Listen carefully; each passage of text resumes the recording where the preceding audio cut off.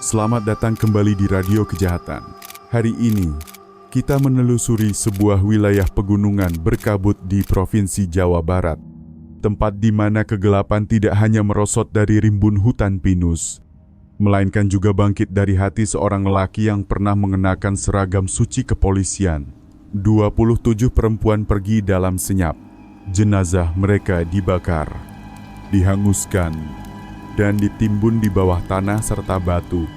Siapakah pelaku dari semua itu? Dan di mana ia bersembunyi selama 25 tahun? Jawabannya akan membuat bulu kuduk berdiri. Dan setiap mantranya berawal dari seorang penjaga gerbang terminal, Cibiru. Sebuah kota kecil yang terjepit di antara perbukitan sunyi Jawa Barat. Musim hujan di sini memanjang tanpa jeda. Permukaan jalan bercak-bercak tanah merah. Di puncak bukit di belakang terminal antar kota yang renta berdiri sebuah TPU sepi, warga berbisik bahwa setiap malam terdengar rintihan dan tangis menyelinap dari perut bumi sejak tahun 1998. Potongan jenazah yang tak utuh mulai ditemukan berserak di kawasan itu, kepala di satu tempat, tangan di tempat lain. Ada yang terbakar legam, ada yang perutnya disayat, ada yang bibirnya dijahit benang merah. Penduduk menyebutnya deretan Bukit Angker. Wilayah yang tak ada seorang pun berani datangi setelah pukul 7 malam. Namun, meskipun lebih dari 10 kasus pembunuhan terdata, tak ada satupun tersangka ditangkap. Polisi menilai peristiwa-peristiwa itu kasus terpisah. Bisa karena konflik pribadi, perampokan, atau kecelakaan. Mereka tak melihat benang merah antar korban. Hingga tahun 2013, hujan lebat yang mengguyur 3 hari berturut-turut menyingkap bagian tubuh yang dikubur dangkal di bawah akar pohon beringin tua di belakang terminal. Orang pertama yang menemukan adalah seorang pekerja cuci mobil. Ia bercerita saat melihat sebatang tangan menyembul dari tanah. Ia mengira bertemu hantu karena tangan itu masih bercincin dan kuku-kukunya dicat merah menyala. Polisi setempat sigap datang. Tetapi seperti kebiasaan, mereka menyimpulkan korban diperkosa lalu dibuang. Tidak ada petunjuk, tidak ada senjata, tidak ada saksi. Berkas kembali ditutup dan teronggok di lemari berdebu kantor polisi kecamatan. Namun justru dari kasus inilah seorang penyidik senior dari Jakarta dikirim turun Kolonel Arif Nugroho. Wajahnya tegas bersudut, rambutnya telah beruban. Sorot matanya dingin tajam seolah menembus gerak sekecil apapun. Begitu menapakkan kaki di terminal antar kota Cibiru, ia berbisik pada bawahannya, "Ini bukan pembunuhan biasa." Dia berdiri dalam gelap sambil menertawakan kita. Lalu ia menyebut Siti Koryah, mahasiswi tahun kedua, Universitas Pendidikan Jakarta, asal Tasikmalaya, pada bulan Juni tahun 2006. Dalam perjalanan pulang libur, Koryah menghilang setelah turun di Cibiru. Keluarga menggobrak-abrik seluruh kota kecil itu. Tak seorang pun melihatnya. Malam itu ada yang mendengar jeritan dari deretan bukit di belakang terminal. Menjelang 2013, tepat 7 tahun kemudian, seorang perempuan gelandangan ditemukan pingsan di rumah kosong dekat Sungai Ciherang. Tubuhnya penuh bekas luka, rambutnya dipotong pendek, pakaiannya acak-acakan, dan tanpa identitas. Saat dibawa ke rumah sakit, ia hanya mengulang-ulang satu kalimat laki-laki berpeluit kayu, berseragam polisi. Dia bilang akan mengantarku pulang. Mula-mula dokter menyangka skizofrenia.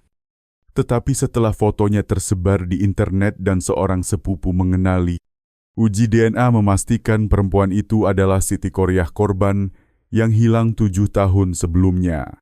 Penyidik Arif Nugroho sendiri datang menjumpai Koryah. Ia meringkuk di sudut ruangan. Tatapannya panik. Jemarinya menggambar lingkaran di lantai tanpa sadar. Arif bertanya pelan, "Siapa yang menyakitimu?" Koryah tak menjawab.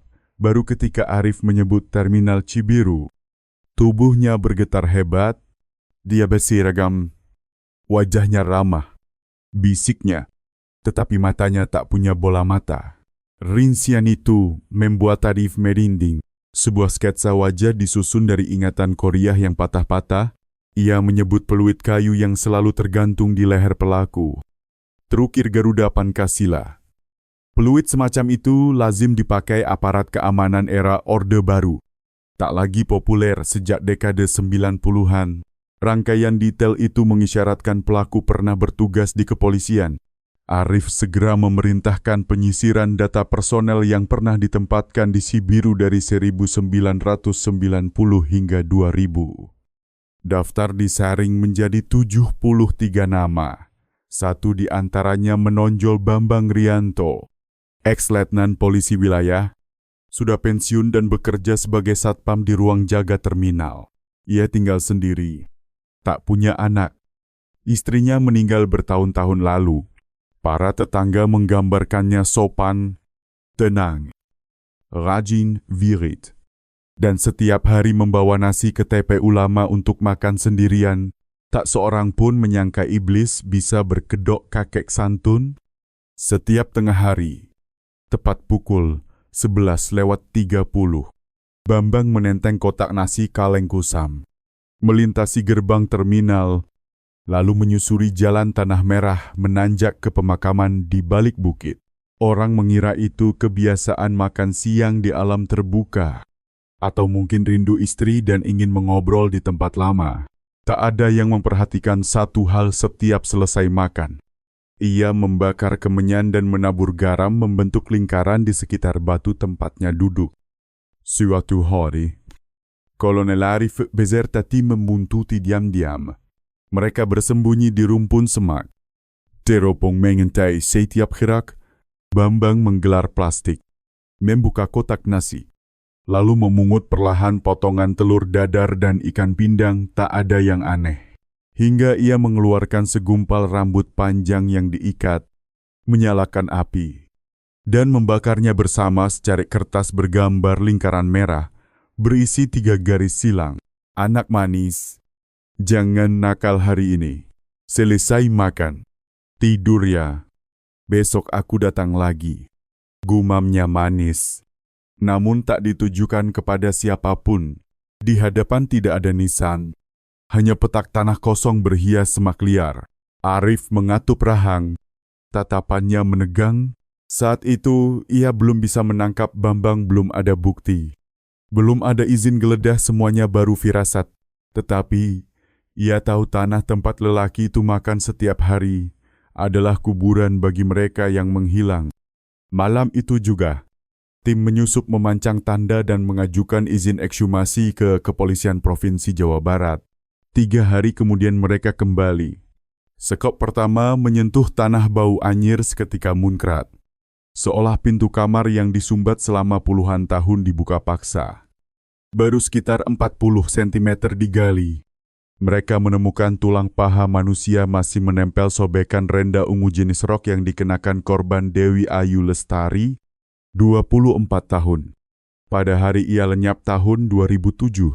Tim Tetigun, ekshumasi menyeluruh dilangsungkan, hasilnya membuat semua terguncang. 5 kerangka ditemukan membentuk lengkung berjarak sama, seperti ritus pengorbanan yang ganjil.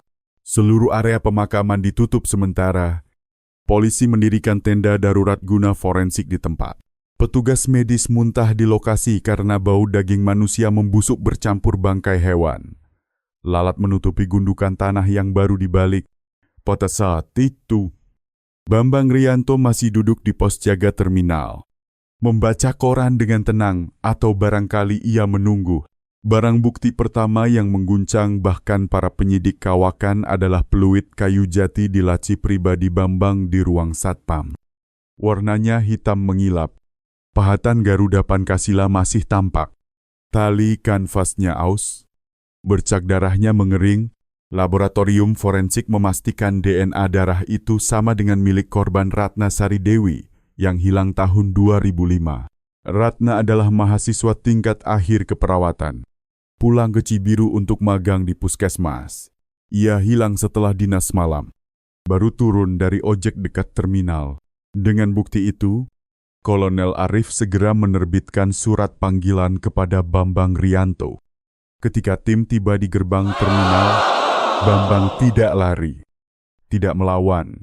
Ia hanya menatap borgol mengilap di tangan polisi dan bertanya, "Kalau saya pergi, siapa jaga kendaraan warga?" Tak seorang pun menjawab.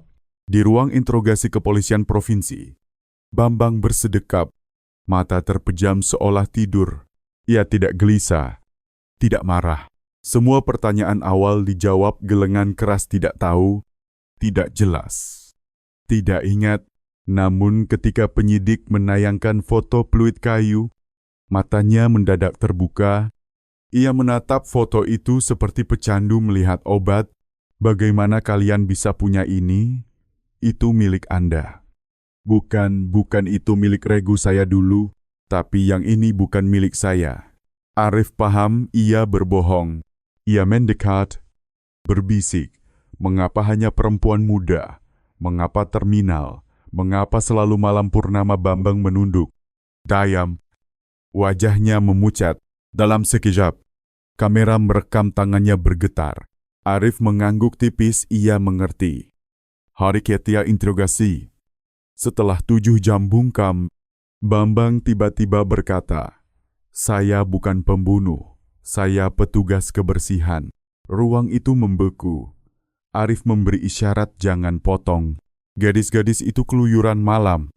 Minum, rok mini, tertawa lepas. Telepon berisik. Tidur di halte. Mereka menggotori tempat ini. Saya cuma mengumpulkan sampah ke tempatnya. Arif tersekat. Bambang lanjut. Suaranya datar seperti melafal wirid. "Saya melihat istri saya. Tetapi di kepala, suara ibu saya berdengung, perempuan yang keluar malam itu najis. Saya harus berbuat sesuatu, dan menurutmu, membunuh adalah berbuat sesuatu?" Arif menggertakkan gigi. "Tidak, saya tidak membunuh yang tak bersalah. Saya memberi pilihan." "Pilihan apa?" saya tanya. "Apakah mereka mau singgah ke rumah saya untuk istirahat? Kalau mereka menolak, saya antar pulang." "Kalau mereka menerima, berarti mereka sudah memilih." Kebengkokan pikirannya membuat para penyidik merinding. Seorang yang berpendidikan, mantan polisi, menciptakan hukum sendiri dan menjelma hakim maut. Ia mengaku kasus pertama terjadi tahun 1998. Korban gadis mabuk tertidur di halte. Niat awal mengantar ke losmen, tetapi melihat senyum lengah itu, suara ibu berbisik, "Jangan biarkan perempuan menyelewengkanmu." Ia menghantam sekali dengan tongkat kayu. Korban pingsan. Ia mencekik hingga sunyi, lalu merasakan lega aneh. "Kupikir aku akan takut, ternyata tenang." Saat itu, tiap resah datang. Ia memburu mangsa serupa perempuan muda keluyuran larut. Tanpa teman, ia tidak pernah menyentuh perempuan beranak kecil atau sedang hamil, katanya menjaga pahala. Ia tak meninggalkan sidik jari, tak mengulang pola, selalu ganti lokasi dan waktu, dan kadang membiarkan korban hidup bila pingsan cepat. "Aku punya hukumku sendiri. Aku warga teladan tetapi di duniaku." Kolonel Arif menatap berkas di hadapannya. Catatan tangan Bambang rapi dan telaten, seolah jadwal dinas. Setiap baris memuat satu perkara. 1 perempuan, 1 malam hujan, 1 kematian. Tahun 2001, Dwi Ayu Lestari, 22 tahun, buruh garmen. Habis gajian, mabuk tertidur di bangku terminal. Aku menepuk bahunya. Ia bangun, tersenyum. Aku mengajaknya ke kamar losmenku. Ia bilang, "Bapak baik ya." Aku mencekik dengan shawl wall, lalu menyayat bahu 2 kali dengan pisau cutter. Aku merasa damai yang dingin. Kedengaran mengarangkan, namun demikianlah pengakuannya. Pernah pula ia terbahak hambar Pak Polisi itu tiap hari ngopi denganku. Ada yang bilang, mungkin bocah-bocah itu kabur ikut pacar. Aku tersenyum saja dalam hati. 1 di antaranya berbaring 50 meter dari kalian. Mau menggali tidak, ia bukan hanya membunuh. Ia menghina institusi yang dulu menghidupinya dan sistem penyidikan yang tampak kukuh. Simpul lain Sri Wahyuni. Istri almarhum Bambang pegawai administrasi kepolisian kabupaten yang mengurus kependudukan dan berkas domisili, menurut keterangan seorang penyidik lama, bertahun-tahun setiap surat verifikasi soal pendatang sekitar terminal ditunda atau dijawab sekenanya. Ia sangat taat prosedur, tetapi bila menyangkut suaminya, ia berubah. Setidaknya 3 kali, nama Bambang tersirat di laporan pengawasan lingkungan karena berinteraksi dengan perempuan asing di zona tak terpantau, namun semuanya terhapus sebelum naik ke tingkat provinsi. Arif bertanya langsung, "Apakah kau membunuh istrimu?" Bambang tersenyum. "Tidak, dia pergi sendiri. Tak tahan padaku, belum pergi. Dia menghapus semua arsip, aku tahu." Usai Bambang menunjukkan titik-titik kubur, tim bersama forensik provinsi melakukan penggalian berskala besar di Bukit Batu Karut, bekas lapangan latihan keamanan era Orde Baru yang kini terbengkalai.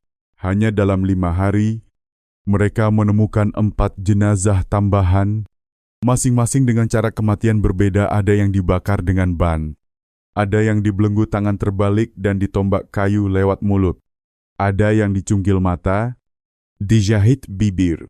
Rambut yang tersisa cocok dengan data orang hilang dari 1998 hingga 2010.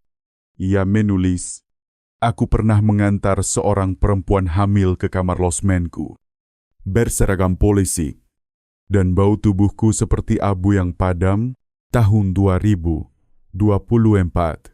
Keinginanku cuma sekali setahun boleh membawa dupa ke bukit." Saat vonis penjara seumur hidup tanpa remisi dibacakan, ia mengangguk tipis. Senyum kecil tak lepas dari bibir. Konon di penjara, Bambang Rianto tetap makan tepat pukul 11:30, membentang kain di lantai, dan duduk hening seolah di tengah hutan. Setiap kali dibawa ke rumah sakit lapas, ia meminta berjalan kaki. Tanpa mobil tahanan, pihak lapas menyatakan ia patuh. Tak mudah tersulut, sering meminta kertas kosong dan bolpoin. Dalam lembar evaluasi terbaru kepada kepala lapas, ia menulis, "Aku tidak menyesal. Aku hanya ingin, kelak saat aku mati, seseorang mengingatku sebagai orang yang telah menyapu sampah di Cibiru." Bulan Mei tahun 2025. Lapas Nusa Kambangan menerima surat hampir 5 lembar buku tulis. Ditulis rapi dengan pulpen biru pengirim Bambang Rianto, penerima Presiden Republik Indonesia. Isi surat bukan permohonan ampun, bukan pembelaan, bukan tobat. Ia mengajukan, "Jika setelah 25 tahun aku masih hidup, izinkan aku mati di tanah yang pernah kuabdikan terminal antar kota Cibiru. Kremasikan aku di Bukit Cimahi. Taburkan di tempat aku pernah mengubur arwah-arwah yang tersesat. Agar setiap hujan turun aku masih bisa mendengar mereka menyebut namaku." Para petugas tertegun membaca baris penutup. "Aku tidak menyesal. Aku hanya tidak mau dilupakan. Dosa sepertiku pun butuh sebuah nisan." Sepanjang persidangan, hanya satu kerabat yang muncul, anak perempuan angkat kini, lebih dari 30 tahun. Guru SD di Jakarta. Tak ada yang tahu namanya. Dahulu ia sering diantar ke sekolah, dibelikan es krim, diajari meniup peluit kayu, dan diingatkan berulang-ulang sekitar pukul 1 dini hari. Bambang pernah meninggalkan pos jaga, membawa ikat dupa, mendaki ke TPU di atas bukit. Penyidikan baru rampung menjelang akhir tahun 2025. Total 28 korban teridentifikasi. 6 diantaranya tanpa nama, tanpa laporan keluarga, tanpa berkas mereka disebut arwah, tanpa makam. Usai persidangan, Kepolisian Provinsi Jawa Barat memutuskan mendirikan tugu peringatan di Bukit Cimahi. Bekas kuburan sunyi itu, di kaki tugu terpatri kalimat keheningan kalian adalah lonceng yang membangunkan kami yang hidup menundukkan kepala. Hanya beberapa bulan setelah perkara usai, Warga Sibiru saling menuturkan kisah yang membuat merinding pada malam-malam tertentu. Terdengar peluit kayu bersiul pelan dihembus angin. Tampak bayang-bayang berseragam polisi berjaga di terminal kosong. Ada pula yang bersaksi setiap malam purnama. Seorang kakek berpakaian putih duduk di halte tua. Dari saku kemejanya ia mengeluarkan bungkus nasi dingin. Tetapi kotak nasinya masih mengeluarkan uap panas seolah baru dibuka. Lambat laun, orang menyematkan nama si peluit kayu lambang kewaspadaan. Bayang yang tak boleh dilupakan. Tahun 2026, ketika memeriksa ulang barang bukti, tim penyidik menemukan di balik sebuah foto potret Bambang terselip sesuatu.